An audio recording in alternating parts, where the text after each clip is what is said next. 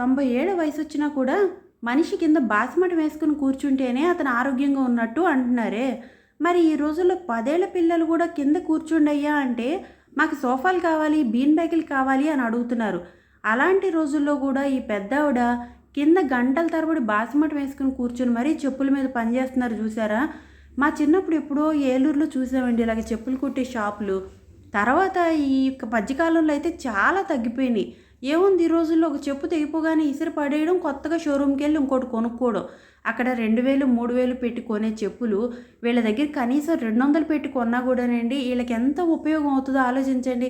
అలాగని వీళ్ళేమి నాణ్యత లేనివి అమ్మట్లేదే, మంచిగానే అమ్ముతున్నారు. దానికి తోడు నేను రిపేర్ చేయించుకునే చెప్పులకి వాళ్ళు అడిగింది జస్ట్ 30 రూపాయలు. ఆ 30 రూపాయలకి వాళ్ళు 10 నిమిషాల సేపు కంటిన్యూషన్గా పాపం తల్లి కొడుకులు ఇద్దరు కష్టపడి పనిచేశారు చూసారా. అది నిజంగా హ్యాట్స్ ఆఫ్ చెప్పాల్సిన అంశమేనండి. ఎందుకంటే ఈ రోజుల్లో కూడా ఇంత చక్కగా పనిచేసి అంత తక్కువ డబ్బులు తీసుకుంటున్నారంటే గ్రేటే కదా.